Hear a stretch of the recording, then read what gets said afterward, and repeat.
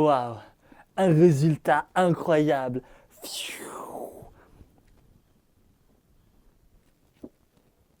Je l'avais annoncé dans la vidéo précédente, le Kickstarter avec un financement qui permettrait de financer la création de ce livre.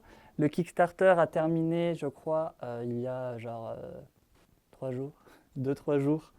Et puis, comme je suis quelqu'un de productif et qui n'attend pas vraiment, qui n'aime d'ailleurs pas trop attendre, en fait, le Kickstarter vient à peine de finir et le livre est déjà fait. Il est déjà achetable, déjà disponible à la vente. Waouh! Donc du coup, il fait cette épaisseur pour ceux qui se demandent. Il y a un total de 427 pages. C'est écrit comme ça, au niveau de la police. Parce que je sais c'est un milieu un peu de puristes. Les gens qui lisent des livres, les gens qui ont des livres et qui font de la lecture avec, de préférence. C'est un milieu un peu puriste. Donc voilà, je donne des trucs. Voilà à peu près à quoi ça ressemble au niveau de la police d'écriture. Et on est sur 427 pages. Voilà, assombrissement, what the fuck. 427 pages de pur univers de The Orcas. Évidemment, le titre, c'est The Orcas 2, l'entre-deux terrasses, écrit par Wolfik, le nom d'artiste, incroyable, aussi sur la tranche. Et oui. Et derrière, vous ne méritez pas cette œuvre. Bon, ça c'est... faut lire le bouquin, en fait, pour comprendre la phrase derrière. Parce qu'en fait, moi, j'ai fait en sorte que la dernière page du livre, ce soit en réalité celle-là, avec en fait le résumé qui du coup en réalité est le dernier truc. Et en fait ça a un rapport avec l'histoire.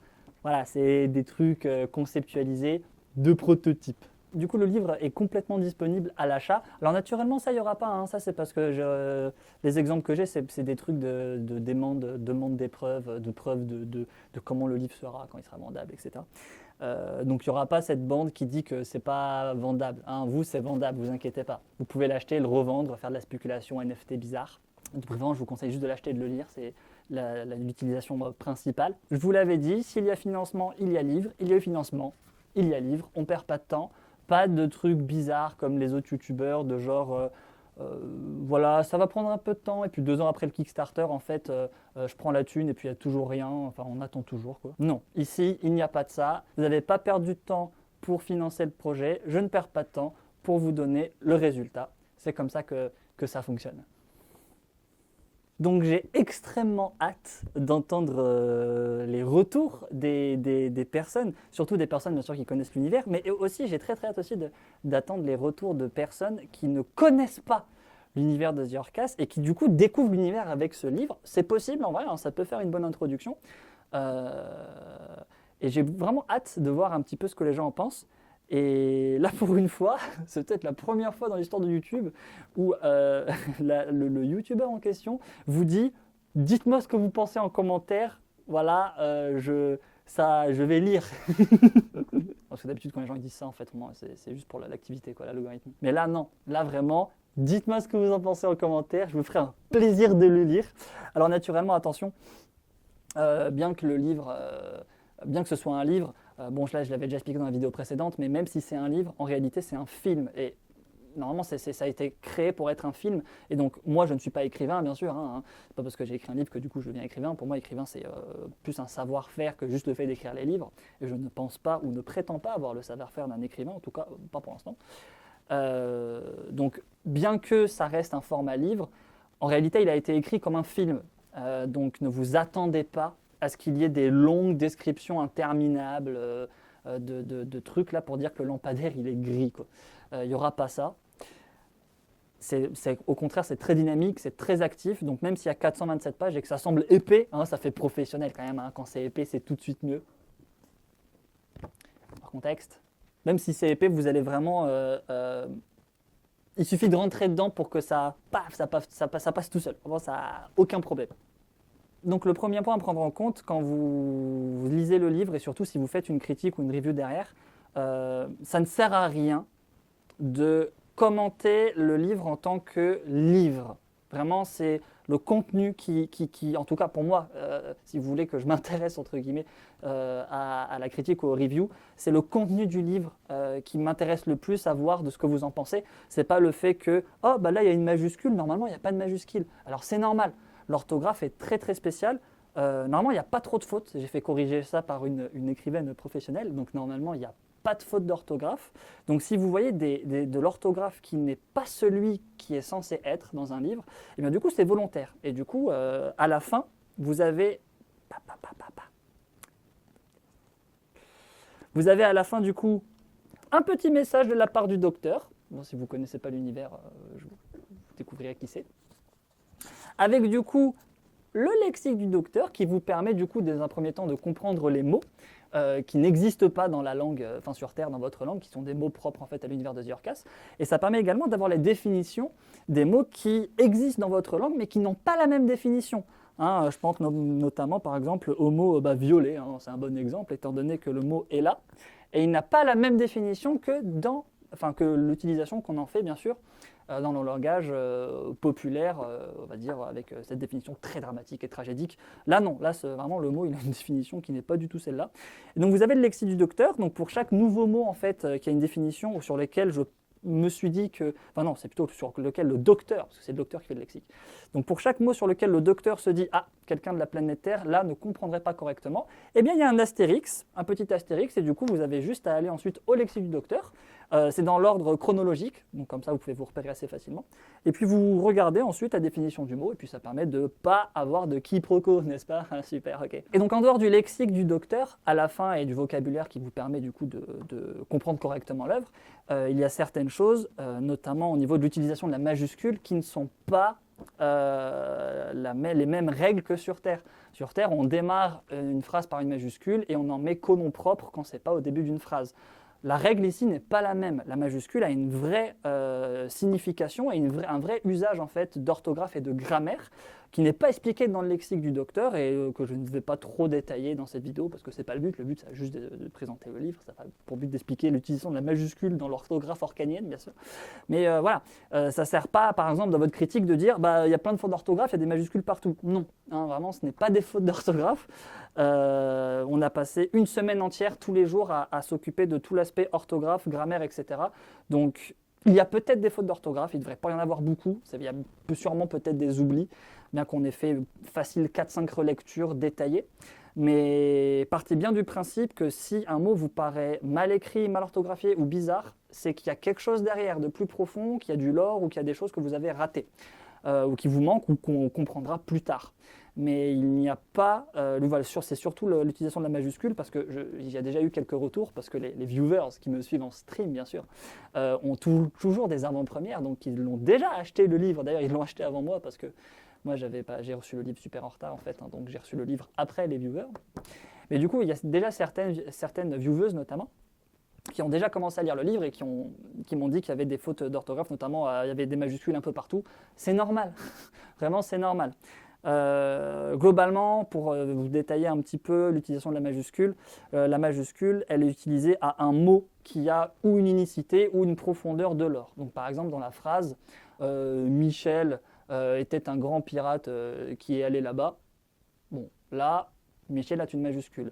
Mais si plus tard, au lieu de répéter Michel, il y a marqué le pirate a réussi à tuer quelqu'un, il y aura une majuscule au mot pirate, parce que pirate, ici, n'est pas un nom commun, mais un mot précis qui renvoie à la profession ou à l'identité de Michel, pour bien comprendre que là, pirate ne veut pas signifier un pirate random, mais qu'on parle bien de Michel. C'est pour un petit peu distancer et faire une séparation entre le décor, les figurants, et les personnages principaux, pour éviter du coup notamment des répétitions dans l'utilisation de certains mots. Donc ça c'est une des façons d'utiliser la majuscule et de comment moi je l'utilise. Vous savez que j'aime beaucoup innover et faire des choses. Le but c'est pas de révolutionner la grammaire française, vraiment je veux pas ça, pas spécialement, je m'en fiche un peu. C'est juste que voilà, j'ai écrit les choses. Il faut savoir que le livre, il a été écrit, dans le lore du livre, il a été écrit à même dans l'univers de The Orcas. Donc les règles sont celles de The Orcas.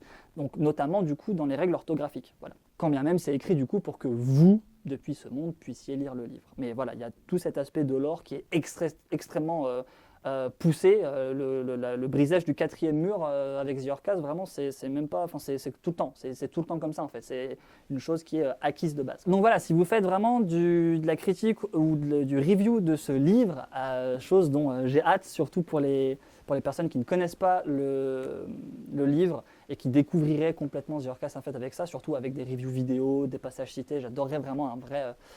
que des limites des youtubeuses en fait ou youtubeurs professionnels du review de bouquins review mon livre. Si vous faites ceci, concentrez-vous vraiment sur le contenu du livre et pas sur le fait que c'est écrit un petit peu trop gros, là il y a un tiré du 6, on ne sait pas trop pourquoi, là le niveau de la grammaire c'est un petit peu mal dit. Non, c'est comme si je sortais une nouvelle composition et au lieu de critiquer la composition, vous me dites là la basse elle n'est pas très bien mixée au niveau des 140 Hz quoi. C'est pas intéressant, c'est pas du tout intéressant, c'est même limite vexant en fait, en tout cas pour moi, de vous présenter un univers trop bien et que en fait vous vous attardiez sur des détails de grammaire d'orthographe qui en plus de ça sont même pas légitimes parce que du coup j'ai expliqué qu'en dehors des rares fautes d'orthographe qui peut-être exister, moi j'en ai pas trouvé, ni même la correcteuse du coup, il y en a peut-être, sûrement, je dis pas qu'il y en a pas, mais voilà, il faut pas le lire comme un livre standard.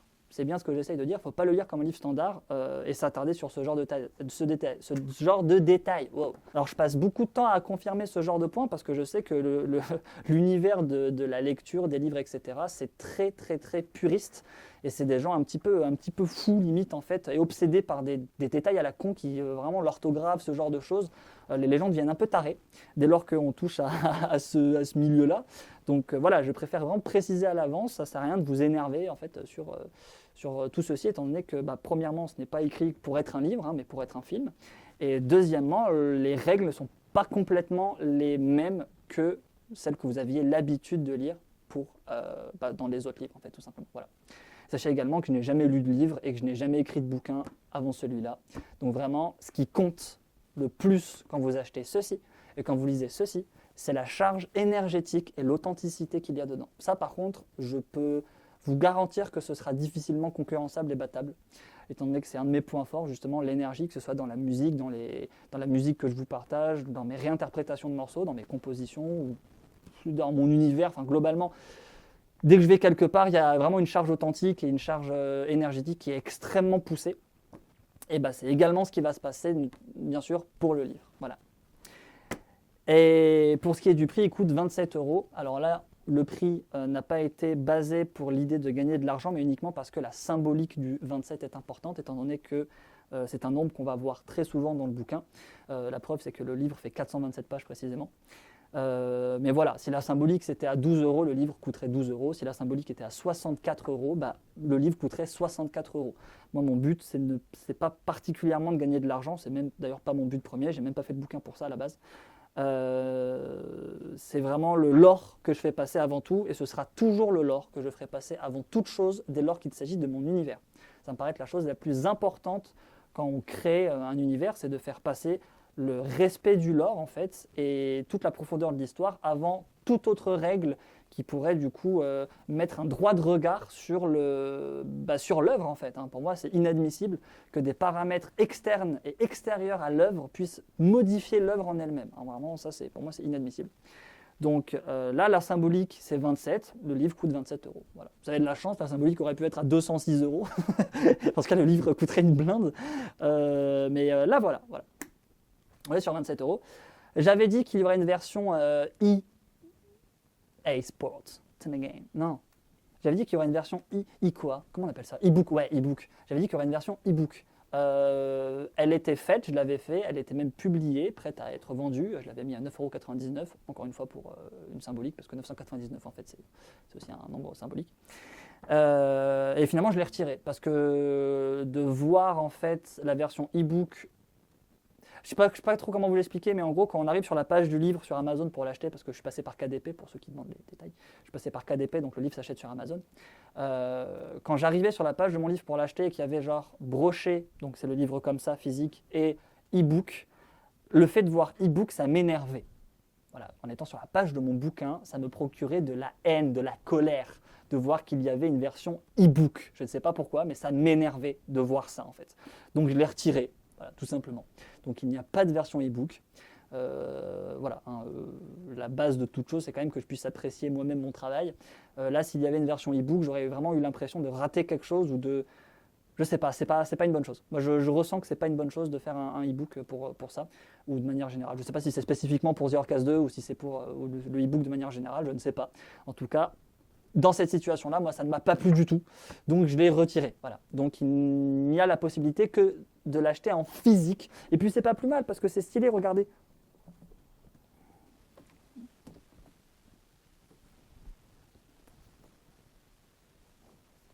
C'est classe, hein.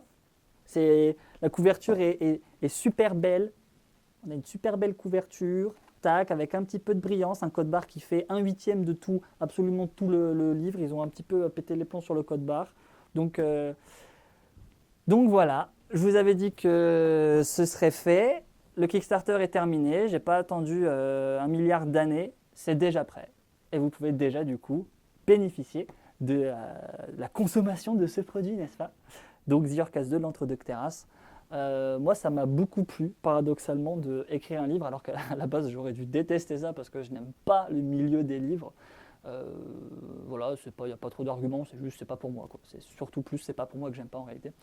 Mais bizarrement, j'ai adoré en fait, surtout la fin. Surtout les dernières étapes où vraiment faire la couverture du bouquin, les détails d'impression, combien est-ce que de là à là ça va mesurer, ce genre de choses, parce que c'est tout ça à prendre en compte en fait. J'ai beaucoup aimé faire ça et du coup ça m'a bizarrement assez hype d'en faire d'autres pour les autres chapitres de The Orcas. Bien que pour l'instant, la caméra est déchargée donc à tout moment ça coupe en fait. Bien que pour l'instant ma priorité désormais ça va être de faire la version immersive du livre, parce que je rappelle que c'est censé être un film et pas un livre. Donc là, ma priorité, ça va être de faire la version immersive. Donc l'écriture du livre apparaît à l'écran, mais la voix est narrée. Et il y a toute la musique, qui du coup, la musique est un point capital, même le plus important en fait dans The Orcas, qui du coup est synchro par rapport au rythme de la lecture de la narratrice, etc. Donc c'est surtout la version immersive qui va m'intéresser. C'est un petit peu comme un livre audio, mais en plus poussé, parce que le livre audio c'est assez simplé en réalité par rapport à ce qu'est le livre immersif de The Orcas 2, ou ce que sont les livres immersifs que je prévois pour The Orcas 2. Pour le coup, c'est vraiment exactement comme un film, mais il n'y a pas le visuel. C'est tout ce qui manque au livre immersif en fait, que moi je vais faire. C'est juste l'absence de visuel en fait, tout simplement. Voilà. Mais sinon, tout le reste c'est exactement comme un film. Avec un vrai travail de sound design, ce genre de choses, quoi. Voilà. Du coup, voilà, petite vidéo pour vous annoncer que c'est disponible. Le lien est en description si vous voulez l'acheter. Normalement, il peut se recevoir très très vite avec Amazon Prime. Ouah, si vous avez Amazon Prime, bien sûr. Et voilà, moi je suis très très très fier. Et j'attends avec hâte vos retours, étant donné que c'est la première fois qu'il existe quelque chose de concret concernant mon univers, parce que jusqu'à maintenant, conséquence, c'était du jeu immersif, limite du roleplay, mais dans la définition, ce n'est pas vraiment, c'est surtout un jeu d'immersion, mais c'est très imaginatif, on va dire, c'est très basé sur l'imaginaire, c'est pas vraiment concret. Il n'y avait jamais eu rien de concret à part les OST que j'ai moi-même fait concernant l'Actera Suite ou The Orcas de manière générale. Là, il y a un livre, donc ça commence à prendre forme. Et puis voilà, donc je vous invite à déguster ceci avec hâte et authenticité et grand appétit, n'est-ce pas? Et je vous dis du coup à la prochaine, pour la prochaine vidéo qui traitera de je ne sais pas quel sujet. Et bye bye. Et puis voilà, n'hésitez pas à faire des vidéos commentaries de vos passages préférés, qu'est-ce que les personnages que vous avez préférés, qui est le personnage principal selon vous, parce que je ne sais toujours pas répondre à cette question en fait, hein. Personne n'arrive à répondre à cette question. Tout ça, tous ces trucs là. Voilà, moi j'ai vraiment hâte en fait de redécouvrir entre guillemets mon univers à travers votre découverte à vous. Je crois que ça s'appelle le partage. Et puis voilà, du coup, évidemment, un grand merci à toutes les personnes qui ont soutenu le Kickstarter. Il y en a eu une soixantaine exactement, il y a eu 60 personnes qui ont permis du coup d'obtenir les 5 000 € que j'avais demandé pour faire le livre. J'ai mis un nombre à peu près au pif parce que je ne sais pas combien ça coûte. Ça coûtait de faire le bouquin. Et au final, en fait, même s'il y a eu 60 personnes qui ont financé le bouquin, en réalité, c'est surtout 8 personnes qui ont financé le bouquin parce qu'avec uniquement ces 8 personnes, on avait atteint déjà la cagnotte. Et tout le reste, en fait, c'était du bonus. Donc on est arrivé à 8 000 € je crois, sur les 5 000 € demandés. Et en fait, c'est genre 6 personnes. Il y a genre 5-6 personnes. Oui, non, c'est ça. Il y a 5-6 personnes qui ont pris du coup la version Deluxe, n'est-ce pas, Sibias Mantis, qui n'est pas prête pour l'instant, hein, qui n'est pas prête tout de suite, parce que je prévois vraiment un truc de malade pour la version Deluxe. Mais c'est grâce à vous, du coup, surtout en principal, hein, parce que vraiment, juste à vous seul, en fait, vous suffisiez pour faire le bouquin, alors que si on prend toutes les autres personnes, ça n'aurait pas été suffisant. Donc un énorme merci surtout à vous, et un merci de manière générale à toutes les personnes qui ont contribué au Kickstarter. Et puis voilà, du coup je vous dis à la prochaine, et